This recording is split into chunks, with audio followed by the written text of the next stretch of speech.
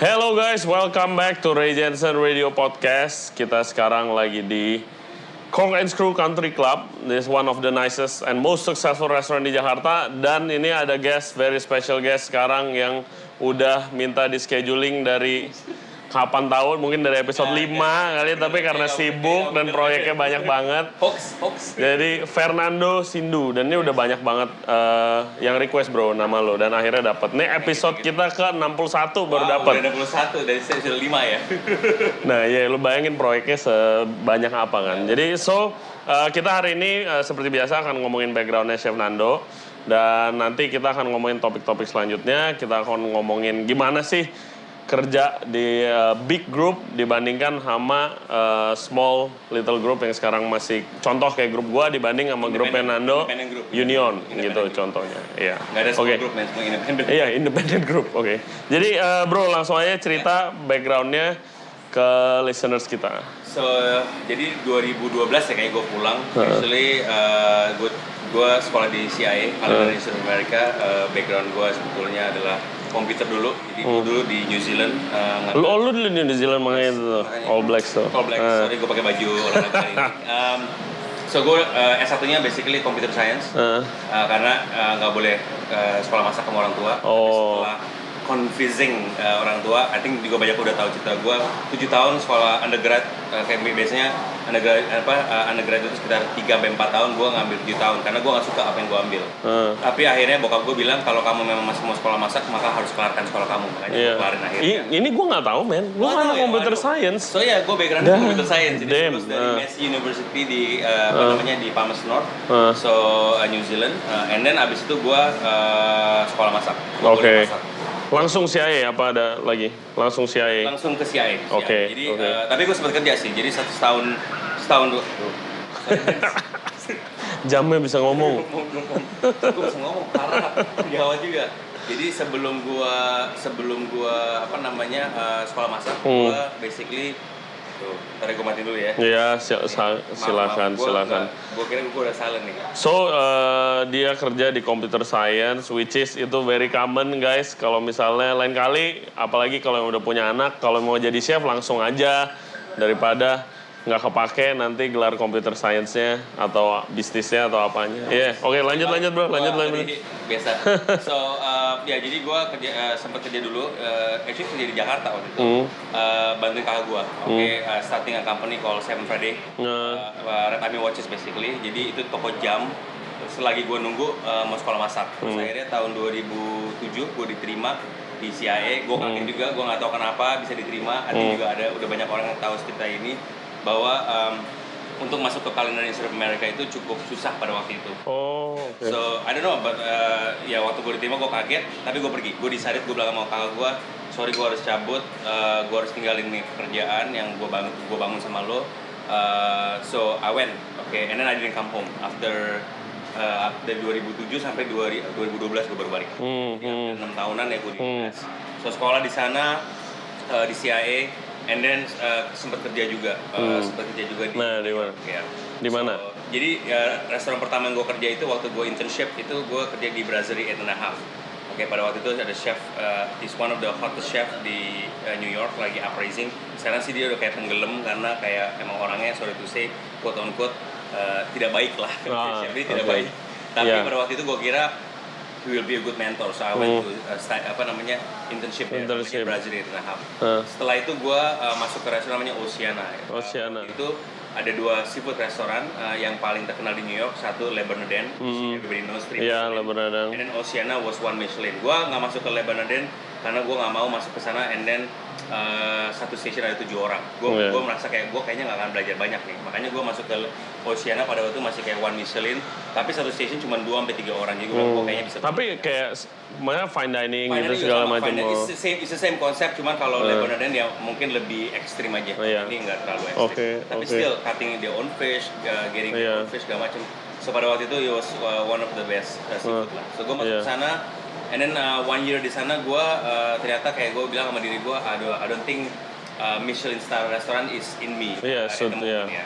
Jadi gue nggak merasa bahwa ini fit ke gue lah. Iya. Makanya gue Beda style sih, lu kadang fine dining atau apa gitu. Gue kayak Iya. gue nggak bisa lihat tuh kayak gue mesti motong dari satu carrot terus jadi kecil terus jadi gue I don't ada Iya. time gue kayak no I want to learn how to cook. I don't want to learn how to bikin makanan cantik. Jadi so akhirnya gue coba cari-cari restoran terus ketemu ada satu chef somehow through friend gue disuruh datang. Gue pertama disuruh datang ke Bocaria, which is a Spanish restaurant. Gue nggak tahu tuh makanan Spanish itu apaan. Jadi gue cuma tahu kayak Italian, Spanish apaan ya. Gue datang ke restoran itu. Terus gue ketemu chefnya. Dan chefnya tuh kayak waktu gue ngomong sama dia, he was a Californian Chinese born, ex John George, baru jadi keluar. Ex John George, Yeah. oke. And then, terus dia cerita sama gue. Jadi waktu itu yang bikin gue sold adalah dia cerita mengenai hidup dia. Terus dia bilang sama gue gini, lu sekarang kenapa pengen masuk ke Michelin Star? Gue bilang karena gue pengen gini. Terus gue bilang, lu nggak usah masuk ke Michelin Star restoran, lu masuk ke gue percaya lu akan dapat semua yang lu belajar di Michelin Star, tapi not in the Michelin Star environment. Setting environment ya. Terus gue kayak emang kredibilitas lu apa sih? Di cerita gue aja baru udah keluar dari Jajos. Gue itu basically dia itu pada waktu itu dia was the sous chef for Jan George in 2000 and between 2007 to 2011. Wow. So dia kayak udah, terus gue tanya, lo kenapa keluar dari Jan George? Dia bilang, Jan George is like my father. Dia bilang, gue tuh Ini siapa namanya chefnya? namanya Jason Hua. Jason Hua. Oke, nanti kita share fotonya. Gue share dia siapa. Jadi sebetulnya dia itu kayak dia udah capek dengan the whole thing, makanya dan dia pengen belajar yang lain karena dia bilang Jan George is Michelin star tapi ya maksudnya makanannya ya begitu ya, Asian influence, fusion lah. Fusion, tapi gue nggak bisa belajar yang lain, makanya dia pengen belajar sesuatu yang lain. So makanya dia akhirnya masuk ke Bocaria ini. So he sold me. So when I heard him, I said okay, I'm gonna join you. And then gue pindah ke dia. I start from the bottom. Gue kira karena dia waktu itu was nice guy segala macam sama gue, he will treat me nice. Tapi the first 3 months he was a living hell karena dia kayak Di push terus apa? Gue tidak. Iya. Terus dia kayak lo lulusan CIA dulu. Kok lo kerjanya kayak gini? Jadi wah itu lo udah di Ocean, lo kok gini sih? Jadi gue pada waktu itu kayak stres karena and then tapi kayak ini ya apa Bocaria ini restorannya kayak apa? Jadi Bocaria itu basically Spanish restaurant.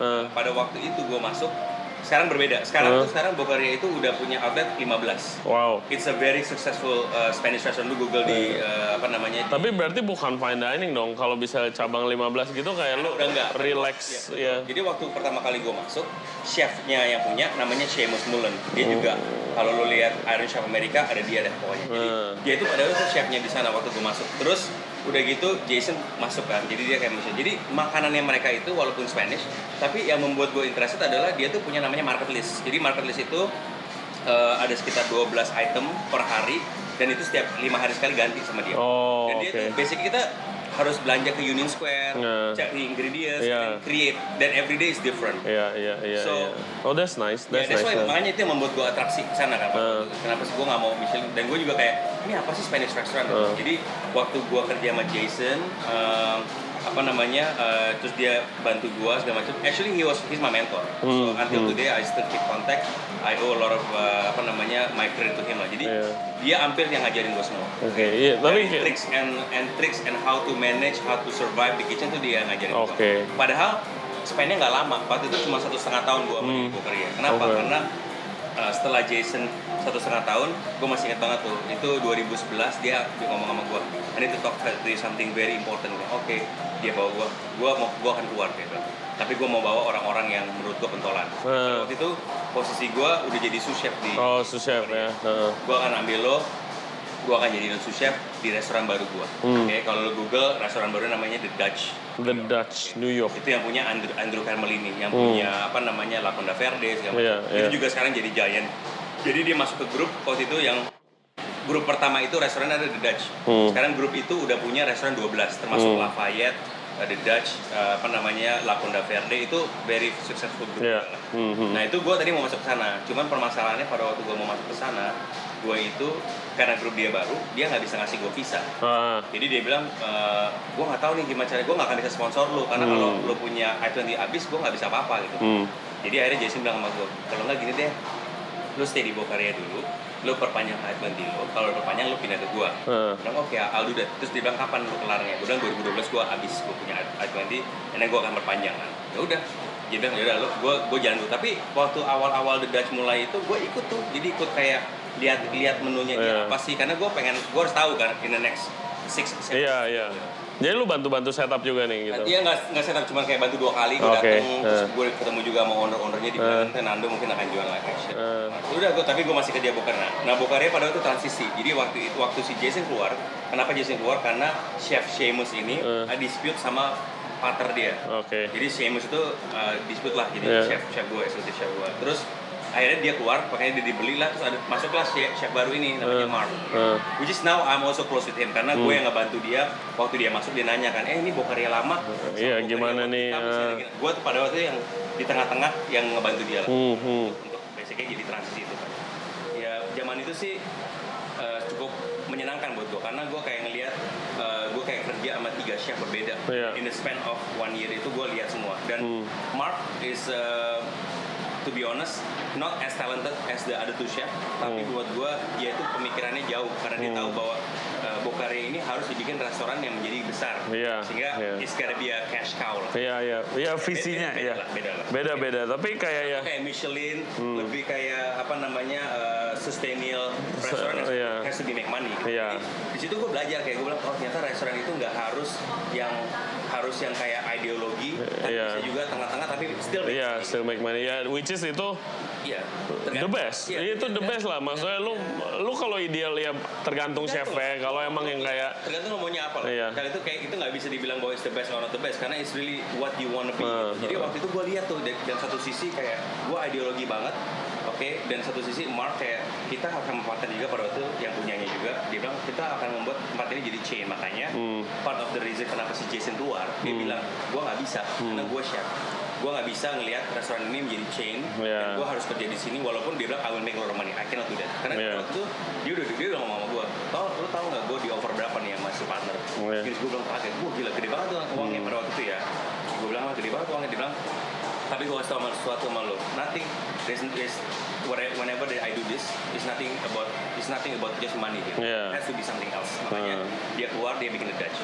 Tapi fast forward sekarang, Seamus, ya he's still successful jadi celebrity chef tapi dia nggak punya restoran. Bokaria jadi 12. Si The Dutch sukses juga, tapi Jason is Jason gitu. Jason juga tahu bahwa dia nggak mau punya atau banyak, makanya dia sendiri aja dia cuma punya 2, Miami sama NYC, tapi the food is amazing gitu. Jadi again tadi perspektif aja, terserah lo mau kayak kalau lihat restoran-restoran yang di Jepang tuh, misalnya kayak satu kecil udah 70 tahun di situ making the best sushi, best ramen in the world, it's fine juga gitu. So I mean gue abis di Bokaria dan lagi bikin visa. Jadi gue setelah gue Bokaria terus gue pulang kan ke Jakarta 2012 tuh sebenarnya pengen bikin visa kan, extend my visa. Terus nggak tahu kenapa itu Obama lagi campaign kayak we have to protect the job for Americans kan. Iya waktu itu sempet. Oke. Nah 2012 gue ketemu lu lah. Yes. Dan lu lagi do private dining like we all do. Masih belum private dining. Belum. Pertama kali gue ketemu lu itu di Ranch Market, gue diundang sama. Kita ngajar dulu ya. Kita ngajar dulu. Kita ngajar masak berdua. Gue selalu, gue tadi kemarin baru juga telepon sama Mbak Mimbi, gue bilang, gue ingat banget tuh zaman-zaman seperti itu, karena gue, again, gue di Indonesia ya, waktu gue pulang sini, orang yang nomor 1 bantuin gue salah satunya adalah Mbak Mimbi lah. Oh iya, pasti lah. Dia banyak kayak gimana ya, channeling orang, terus very good. Gue masih ingat, lo mau nggak datang acara gathering sama chef-chef muda? Gue bilang, oke gitu. Pada waktu itu gue datang, waktu sama Ivan juga, and then ada lu, terus ada si Odi, ada Odi, sama ada si Yuda Bustara, sama apa namanya Putri Miranti kan? Itu kayak gue masih ada fotonya, nanti gue share. Itu buat gue kayak that time gue kayak wah si Mbak Mimi sih ngebuka jalan banget gitu semua. Jadi sekarang gue fast forward lagi, gue lihat orang-orang itu semuanya kita ngelakuin hal-hal yang berbeda tapi still in F&B, menurut amazing sih. Lo sekarang punya restoran juga, lo punya podcast, Odi juga punya restoran. Itu buat gue sih kayak ya Mbak Mimi sih. Yes. Dia very integral figure lah. Nanti gue itu shout out to Mbak Mimi, Arimbi Nimpuno, nanti kita interview. So jadi ya buat gue dari situ gue bikin private dining, gue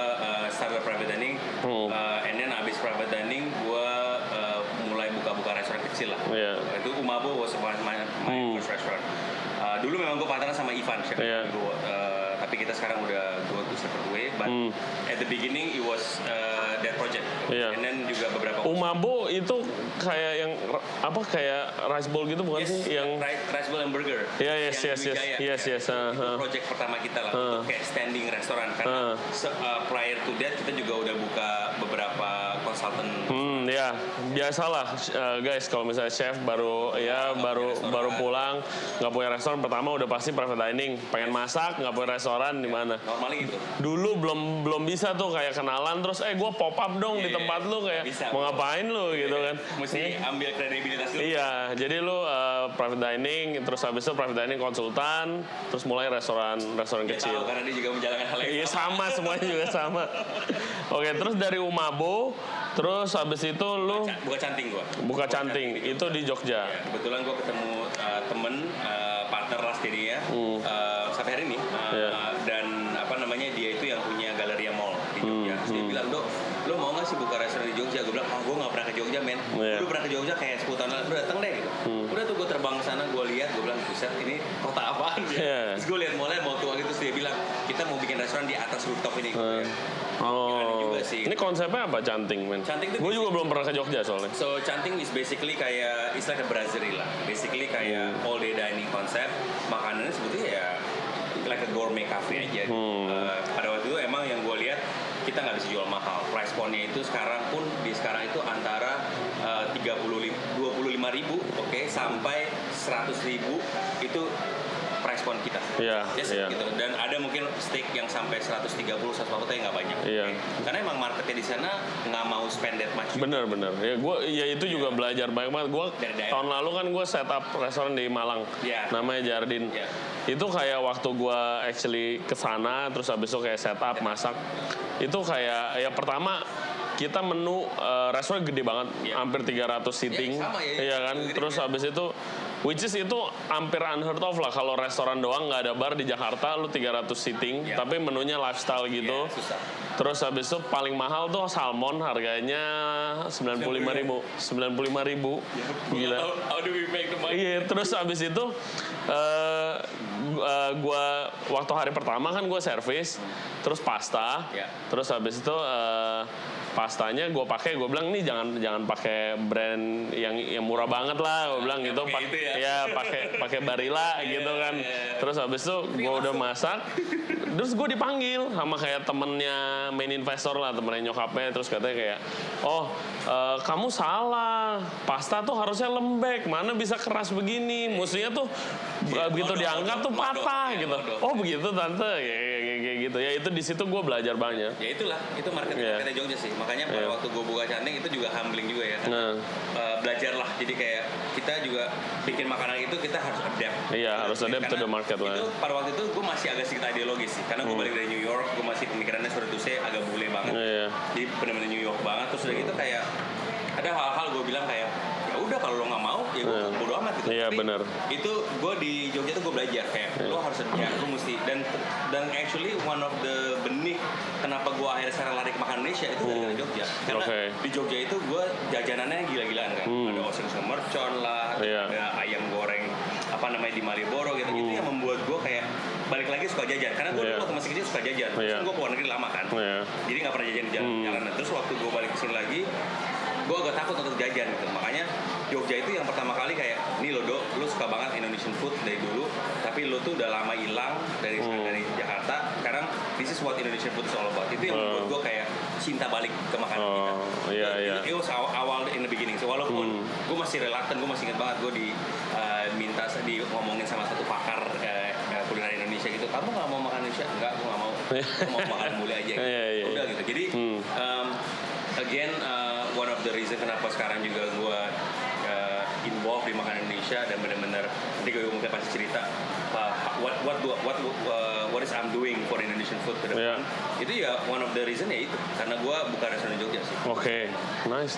Dan lu terus dia pernah desain menu buat bioskop juga waktu itu, menurut gue pernah lucu juga. Dan chicken waffle pernah ya kan yang premier, dan lu pernah pop up di bioskop juga, which is menurut gue very cool. Sampai sekarang gue rasa belum ada yang pop up di bioskop lagi. Thank you to Pak Dodi, oke, yang ngasih gue kesempatan. Terus abis itu lu decide buat dari waktu lu udah independen sendiri, nah lu decide buat join Union Group kan? Ya, It's jadi one of the biggest betul. group di Jakarta. I was actually quite surprised ya. Jadi sebetulnya sedikit bocoran, istri gua itu punya kakak kerja di Union Group, which actually heavily involved in Union Group. Terus one day, gua nggak tahu kenapa istri gua masih pacar kalau itu. Dia ngomong sama gua, dia kayaknya ngomong sama, dia mungkin lihat gua gitu bawa piring segala macem, terus buka restoran kecil, terus dia kayak ya mungkin pada waktu dia bilang dia masih pacar ya, belum jadi istri gue, mungkin dia pikir ini orang kayaknya punya talent dikit nih. Coba deh gue ngomong sama kakak gue, terus dia ngomong sama kakaknya dia, ada chef nih baru keluar dari luar negeri, gini kayaknya cukup talented sih, tapi saya nggak tahu. Dia bilang cuman nggak tahu deh grup kamu perlu chef atau enggak gitu. Orang ini ngomong, terus waktu ditanya, kebetulan waktu ditanya itu makanan Nando apa sih? Spanish restaurant, Spanish food kan, terakhir kan. Terus mereka langsung interest, wah kalau gitu coba kita di setup meeting. Udah tuh gue meeting pertama kali, meeting di Louis sama the founder ya, the founder tuh. Ketemu mereka, and then we klop. Jadi langsung ngomong itu langsung inline, terus dia juga kayak dia kayak merasa kayak wah ini anak kayaknya tahu apa yang dia ngomongin, terus dia ya biasa dong grup gua. Ya kalau gitu kita food test aja, lihat lo punya skill di mana. Udah pada waktu itu mereka datang ke Kemang, gue masih tinggal di Kemang. Pada waktu itu dia datang ke kitchen gue punya kitchen waktu di Kemang. Datang ke Kemang terus dia bilang kita mau lo bikin spread aja lah, bikin food test makanan Spanish yang selalu mau apa gitu. I think I did around maybe 11 menu lah, 11 items lah. Ada tapas, ada paella segala macam. And then gue bikin tuh gue food test gitu, terus mereka makan, happy, mereka pulang. Dan gue nggak dengar, gue cuma dengar kayak mereka bilang oh good, tapi udah kan gue nggak dengar. Cuman fast forward lagi nih, istri gue ngomong sama gue setelah bertahun-tahun dari nikah sama gue, dia bilang iya dulu waktu abis food test sama kamu, Union Group tuh bilang wah nih anak cukup punya potensial. Tapi dia nggak ngomong sama gue waktu itu karena kan masih pacar kan. Nah akhirnya setelah gue selesai meeting sama mereka tentang food test, udah tiba-tiba mereka langsung bilang let's start a meeting. Udah meeting, oke, let's do a partnership. What you need? Gue bilang masih inget banget, gue kan mungkin agak bule ya. Gue mau restoran gue di Mega Kuningan, karena gue liat Louis kan. Gue mau kayak gitu, restoran Spanish gue gak mau tahu, gue mau kayak gitu. I mean again, ideologis segala macam. Terus mereka bilang oke, kita cariin tempat gitu. Terus mereka cariin tempat, setahun lewat. Ya tapi again ya, walaupun gue nungguin sama Union Group, gue jalan sendiri, gue bikin pop-up lah segala macam. Nah, bersamaan tuh lagi mereka nunggu nyari Spanish restoran, gue bikin pop-up brunch kan. Dan lo juga waktu itu kan, one of the first project yang kita lakukan adalah pop-up brunch. Nah, terus mereka datang tuh ke pop-up brunch gue berkali-kali. So akhirnya lama-kelamaan setelah masih berjalan, dia nggak dapat tempat Spanish food, mereka ngomong sama gue, Dok, daripada nungguin lama-lama ya bikin restoran Spanish, gimana kalau kita bikin restoran all day dining aja? Dengan lu punya pop-up, kita bikin sebagai restoran.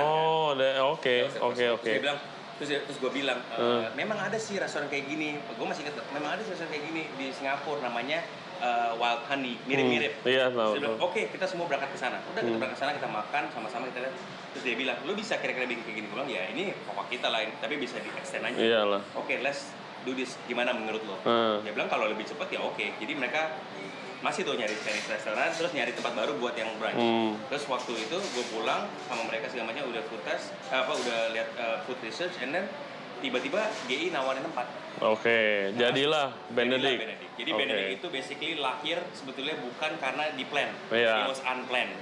Tapi karena pop up lu kan. Lu actually gua rasa you kayak one of the first kali yang do pop up brunch gitu segala macam ya kan. Again, I don't like to claim things. Tapi I like to say that. Tapi sebelumnya jarang. Terus gue inget lu set up tempat Mojo. Ya kan, terus abis itu lu do pop up, terus abis lu gua pop up, gue inget tuh, iya kan. Nah sekarang Mojo nih jadi Pison Coffee. Jadi gue masih inget that ya gue selalu percaya bahwa kita itu lifter yang bukan lifter sih, suatu generasi yang cukup lucky menurut gue. Karena kita itu generasi yang baru pulang, yang sebelumnya orang-orang sebelum kita itu nggak pernah bisa dapat kesempatan. Setelah kita itu paling udah hotel banyak, dulu kita tuh benar-benar momennya pas. Makanya gue selalu bilang kayak lu, gua, Arnold, terus itu semua momennya pas aja gitu. Kita very lucky sih. Very lucky, beneran. Biarpun kayak somehow kita talented lah, tapi the timing was right. Makanya gue lihat kayak semua yang ada di grup itu semuanya is sukses on day ya. The funny thing kayak kita juga semuanya nggak mau balik awalnya gitu. Terus kayak one reason or another somehow kita harus balik gitu kan. terus kita kenalan dan ya ternyata momennya pas gitu, di mana F&B lagi growing. growing. Terus somehow semua F&B player itu lagi lihat-lihat chef kan. Iya. Kayak gue masih inget banget, Odi juga ada yang approach lu kan, ada approach juga lu. Ya Arnold of course jadi master chef segala macam, and then si Yuda bilang gue nggak mau jadi chef, gue maunya jadi celebrity chef. Itu kan udah jelas banget, jalan itu udah kemana-kemana gitu. Jadi ya the moment was right. Jadi ya gue merasa bahwa ya gue like to claim bahwa pop-up itu salah satu pencetus di Jakarta itu ya. Oke. Nah, terus abis itu lu udah di Benedict dan sekarang ke Corkins Crew dan lu kan berarti kerja di corporate nih. Yes. Di corporate kan. Jadi waktu gue masuk ke Benedict, gue masuk ke suatu grup yang gue nggak tahu ya. Maksud gue tahu grup ini bagus karena gue lihat semua project-projectnya dia itu cukup successful dan gue lihat committed lah ya. Terus gue lihat baru gue mulai kerja mereka, and then I was very happy working with them. Tapi again waktu Benedict kita buka pertama, it took off. Okay? Of course. Tapi then it has a period juga mulai down karena pada waktu itu gue masih ingat 2016 setelah 1,5 tahun kita buka, banyak banget wave of brunch places. Iya, brunch waktu itu ngetren ya. Konsep macam. Terus kita mulai karena kita mall di GI, terus lokasi kita yang di bawah yang nggak ada sinar matahari, itu agak sedikit susah. Jadi again gue percaya juga karena yang gue bilang tadi ada koneksi dari Jogja. Gue mulai makanan Indonesia, maka gue juga mulai masukin makanan Indonesia ke menu gue. Oh gitu. Itu yang pertama kali. Jadi Benedict itu gue pakai tempat untuk buka makanan-makanan Indonesia pertama kali. Gue package lah. Nah, gue paling inget bacon ice cream lu di Benedict bacon ice cream. Baru mulai. Top tuh. Iya. Ada X in the jar juga kan. Iya. Pakai yang foam gitu. Jadi ya itu menurut gue transisi itu ya yang membuat again balik lagi sekarang gue cukup cinta sama makanan Indonesia. Dan gue I'm a very crusade about that gitu. Tapi abis Bene buka, terus kita buka Bene baru, buka Bene PP. Pada waktu kantin udah mau tutup, terus dibilang, "Dok, lu mau nggak ambil space ini, dijadiin corporate jadi Bene?" Oke. Terus kita ambil, and then when PP Bene buka, it was very successful. So again, the two Benedict brand was very successful, and then gue kerja sama grup kan udah hampir 5 tahun, terus gue happy kerja sama grup. Cuman gue kayak merasa kayak I feel I can do more than this, more than the Benedict food lah. Bene kan middle kan. Terus somehow tiba-tiba mereka tahu itu di balik mereka punya main, mereka tahu. Terus mereka bilang sama gue, "Okay, one day we will find you a Benedict di ground floor." Itu gue masih ingat janjinya 2017 gue akan find, karena dia bilang kan gue selalu percaya kalau restoran di ground floor itu ada beda lah pasti lah. Iya kan beda lah. Kayak lu semua tahu restoran di ground floor kan semuanya kayak gimana. Jadi gue bilang gue tunggu itu nggak apa-apa. Tapi ya I still do my work lah ya. And then bersamaan tiba-tiba mereka one day ngomong sama gue, dia bilang gue ada project baru, projectnya besar banget, and we feel that you fitted in this mold. Terus dia bilang boleh nggak gue kasih lihat tempatnya, datanglah ke sini, tanah. Ini apaan? Tapi gokil banget sih, kayak kenapa nggak ada yang kepikiran buka di sini dari zaman dulu gitu ya? Sebelum Union itu udah ditawarin ke 2 perusahaan yang lain, tapi mereka kayaknya nggak bisa picture how.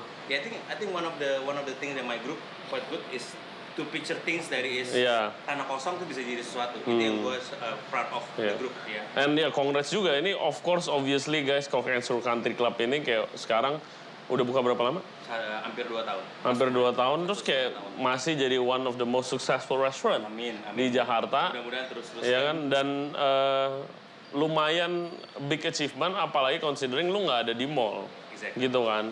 Biar lu stand alone restaurant gitu, kayak the traffic that you got is amazing gitu kan. Yes. We very proud of it.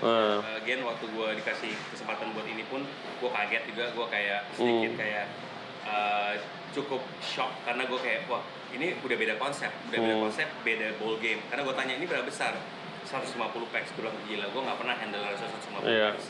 Tapi terus dia bilang, tapi kita percaya kayak lu kayaknya bisa jalanin, makanya kita minta lu fokusin ke sini. Ini dia 3 tahun yang lalu ya. Kita masih tahun masih setup. So we set up this for 1 year. Basically kita bikin ini hampir 1 tahun di setup. And then jadilah Corkins Country Club, and then we started. Dan nge-boomnya gila-gilaan. The day we open until today still, thank God it's still.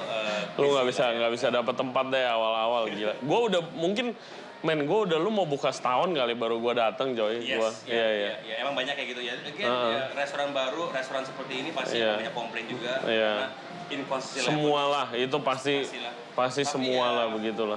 Yang gue happy adalah basically kan court juga ada 3 kan, ada 2 court yang di mall sama ini kan. Nah ini kita sudah membedakan sih antara Coke and Soup Country Club dengan court mall. Oke, Nah itu I think we already berhasil dan dulu sebetulnya homework yang paling besar. Grup gue masih bilang sama gue, ini kayaknya susah banget kalau weekend untuk ngisi karena kan tempatnya gede, udah gitu kan off, ya seperti dia bilang kan. Tapi gue bilang sama mereka, gue percaya deh kalau gue buka brunch di sini pasti rame karena tempatnya kayak gini kan. Yes, and ada pool. Lu gila, man. Yeah, we were quite right when we first launched brunch February last year. Animonya was very good and now is one of our strongest day lah. Jadi Sabtu itu is very strong karena again is family, udah gitu kalau misalnya brunch itu kita tambah lagi nih 50 seat di dalam sini. Jadi sudah restorannya dari yang 170, 180 jadi 250. It's massive. Jadi ya again buat gua project ini is never ending story karena it's just a beginning. For me again gua masih handle Benedict tapi sekarang gua lebih memfokuskan diri gue di Cork karena menurut gue Bene itu sesuatu yang bisa jalan sendiri tapi kalau Cork itu belum karena menurut gue Cork itu will take time apalagi tempat segede gini. Dan kayak dan di sini pasti paling laku juga makanan Indonesia lo dong. Iya kan? Dan itu one of the yang seperti gue bilang crusade gue adalah makanan Indonesia harus kita naikin. I mean lu juga ya, lu lagi gue lihat juga lu lagi melakukan banyak hal-hal makanan Indonesia yang lu uplifting lah. Kita nggak pernah bilang bahwa makanan Indonesia itu selalu rendah enggak.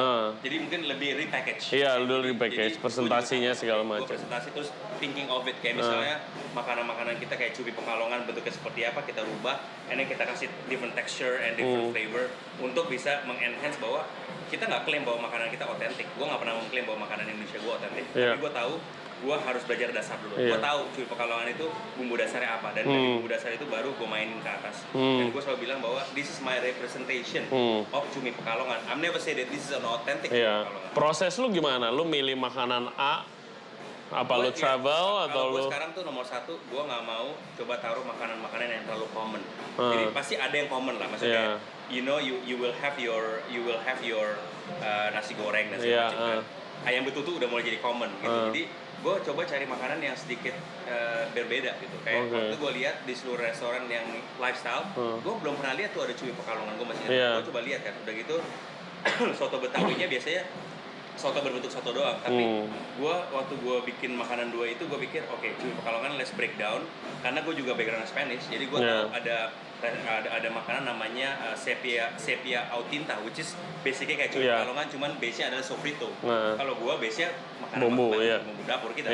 So that's the idea. Jadi kayak sepia, tapi kepalanya gue goreng, crispy, terus gue kasih garnish herbs, terus sambal-sambalnya seperti biasa, sambal-sambalnya gue mainin dengan sambal-sambal gue kayak misalnya cumi Pekalongan nggak pakai sambal belimbing wuluh. Kenapa gue pakai sambal belimbing? Karena gue suka belimbing wuluh gitu. Jadi masih ada your touch-nya juga lah. Gue coba ngelakuin hal-hal yang not so common supaya kalau orang makan kesini, it's still think of them of not cumi Pekalongan tapi cumi Pekalongan yang sedikit di repackage. Itu yang memang gue pengen. Iya, nggak ada yang bilang lu masakan Indonesia harus lu masak pakai tradisional recipe lah. Kalau nggak kita juga restoran lifestyle begini juga nggak masuk lah konsepnya. Ya kan. Jadi ya itu yang gue coba lakuin di restoran-restoran gue semua dan terutama di Cork ini karena kita udah committed gue committed bahwa Indonesianya harus paling kuat sih untuk Asia. Kita masih touch Thai, Vietnam segala macam untuk Asia gitu. Tapi di end of the day, my Indonesian has to be strong karena again kita punya visi ke depan. Cork ini juga mau dijadiin brand internasional kan. So if you want to go international, then you have to have some weapon yang represent lo punya negara. That's great. Ya lo harus bawa makanan Indonesia lah. Ya jangan lo ke Singapura lo bikin Singapura chili crab lagi ngapain gitu kan. Lo brand Indo. Kepiting lada hitam. Iya kayak gitu. Yang paling bener sih. Oke. Men, gue closing dulu sekarang. Kalau lu masih ada waktu gak buat ngobrol lagi? Masih dong. Oke, masih ada waktu. Nanti kita mau ngobrolin banyak topik lagi, guys. Tapi sekarang kita closing dulu. Thank you very much for your time. Thank you very much, guys, for listening to our podcast today. Jangan lupa subscribe di YouTube kita. Which is terima kasih lagi sekali lagi kita udah reach 1000 subscriber. Sekarang udah 1060 kalau nggak salah. Thank you. Podcaster selebriti. Siapa yang ngira gitu kan? Siapa yang kira ada Jason? Dia marah-marah doang di kitchen. Sama dia juga. Oke, thank you very much guys for listening. Jangan lupa follow kita juga di Spotify, Apple Podcast, Anchor App, dan juga Google Podcast. Jangan lupa follow Nando, Instagramnya Fernando Sindu. Jangan lupa datang ke sini atau ke Benedict yang mau brunch. So, thank you very much. We'll see you next time. Bye-bye. See you.